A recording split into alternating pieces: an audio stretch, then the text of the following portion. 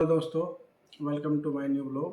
तो दोस्तों, आज की इन्फॉर्मेशन कुछ अलग से है। हमारी इन्फॉर्मेशन क्या है कि आज के टाइम जितने भी स्कैम होने लग रहे हैं उसके बारे में है। मेरे पास में जो कॉल आती है उसके बारे में आपको बताऊंगा, लोग कैसे कैसे लोगों को स्कैम करते हैं। चाहे आप कितने भी पढ़े लिखे हो, लेकिन फिर भी आप उसके स्कैम में, फ्रॉड में फंस सकते हो। और ये कॉल आज के टाइम बहुत ज़्यादा आने लग रही है। उसमें आपका चाहे साइबर क्राइम हो, कुछ भी हो, कोई हर चीज़ फेल है उनके आगे। वो ज़्यादा पढ़े लिखे भी नहीं होते हैं, लेकिन फिर भी वो पढ़े लिखे लोगों को बेवकूफ़ बना देते हैं। एक दिन मैं ऐसे काम कर रहा था अपने ऑफिस में, तो मेरे पास एक कॉल आती है तो वो कहते हैं, भाई साहब आपका लड़का क्या करता है। वो नाम का तो नहीं पता चल जाता, आप सोशल मीडिया से आपका नाम निकल जाता है।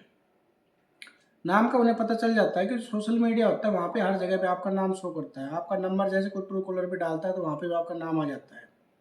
तो उस बंदे की कॉल आती है, मैं कॉल उठाता, व्हाट्सएप कॉलिंग करेक्ट की थी उसने मेरे पास में। तो वो बंदा कहता है कि भैया आपका लड़का क्या करता है। तो उसने जैसे पूछा आपका लड़का क्या करता है, तो मैं समझ गया वो हाँ ये फ्रॉड कॉल है। तो मैंने उसको बोल दिया कि मेरा लड़का जो है वो दुबई में काम करता है। तो दुबई में क्या, आपकी लास्ट बात उससे कब हुई थी। तो मैंने कहा मैं भाई लास्ट बात मेरी उससे 3-4 दिन पहले हुई थी। कहने लगा अच्छा। और मेरे को उसका फ़ोन लग भी नहीं रहा। वो जैसे वो इसने सोचा भाई ये नया बंदा है, तो उसके लिए तो अच्छी बात ये थी भाई, उसको पता चल गया हाँ इसको फंसाया जाएगा अब। तो मैंने कहा मैं भाई उससे सुबह से उसका कॉल भी नहीं लग रहा और 3-4 दिन पहले बातें हुई थी। तो कहने लगा भाई साहब उसका एक्सीडेंट हो गया, आपके लड़के का एक्सीडेंट हो गया, हॉस्पिटल में है वो भी। और तो मैं भाई क्या करना, मैं तो मैं अभी दुबई पहुंच नहीं पाऊंगा इतनी जल्दी। कहला कुछ नहीं, आप है ना एक काम कीजिए, 50,000 रुपये डाल दीजिए, जब तक हम उसका ट्रीटमेंट करवाते हैं वहाँ पे। तो देखो ये वो शख्स है, इस फोटो का आप देख पा रहे हो इतना अच्छे से। ये व्हाट्सएप कॉलिंग करते हैं मोस्टली ज़्यादा कर। और ये जैसे आप डिटेल को कॉल बैक करोगे ना, कॉल बैक कभी लगती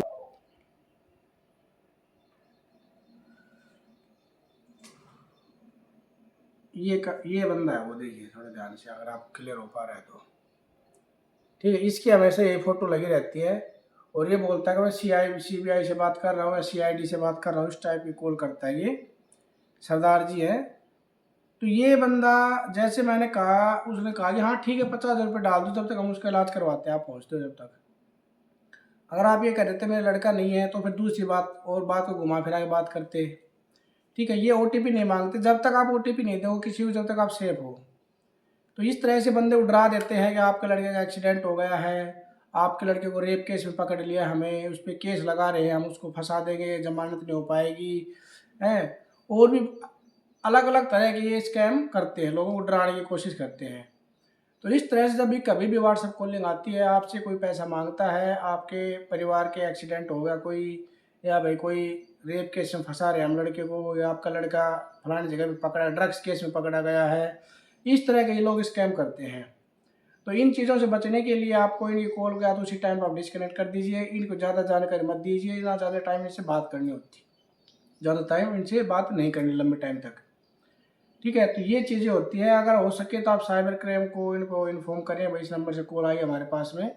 पर वो भी ज़्यादा इस पर कुछ करते नहीं है। ठीक है, तो सबसे अच्छा यही होता है कि इन चीज़ों से आप फ़ोन को कट कर दें या उस नंबर को ब्लॉक कर दें, आगे से कभी दोबारा कॉल नहीं आएगी, और ना उनको कोई इन्फॉर्मेशन दें। तो तभी आपको समझ जाना, जब आपसे कोई OTP मांगता है या आपकी फैमिली की जानकारी आपसे कोई मांगता है, तो आप समझ जाएगा वो फर्जी कॉल होती है। कोई भी किसी भी गवर्नमेंट का ऑफिसर कभी भी आपसे पासवर्ड OTP किसी तरह कोई चीज़ शेयर नहीं मांगते, आपसे मांगेंगे नहीं वो कभी भी। इस स्कैम में एक चीज़ और भी होती है, ये किसी की भी फ़ोटो लगा लेते हैं। कोई भी पुलिस अधिकारी होता है उसकी फ़ोटो लगा लेते हैं और AI जनरेटेड कॉल करते हैं, AI से करते हैं ज़्यादातर ये कॉलें। तो ऐसा ही केस है, एक बार जो संतोष कुमार पाटिल हैं MP पुलिस में, DSP हैं, उनके नाम से कॉल जाने लगी थी, हम वहाँ से बात कर रहे हैं, पैसे मांगते हैं भर्ती करवाने के लिए। तो उन्होंने भी इस बार इस स्कैम के बारे में बताया था। तो फोटो ये किसी की भी दिखा देंगे आपको, मुझे नहीं पता ये बंदा जेन्युइन वही है, किसी पुलिस वाले की फ़ोटो लगा रखी है। पर मेरे पास जो कॉल आई है वो नंबर भी है, डिटेल है पूरी। तो इस तरह से किसी की फ़ोटो लगा के आपको डराने के लिए ये सब चीज़ें करते हैं कि जज की कॉल आ जाती है, किसी जज की फ़ोटो लगा लेते हैं। तो इन चीज़ों से आपको बचना है और इस वीडियो को अधिक से शेयर कीजिएगा गाइस।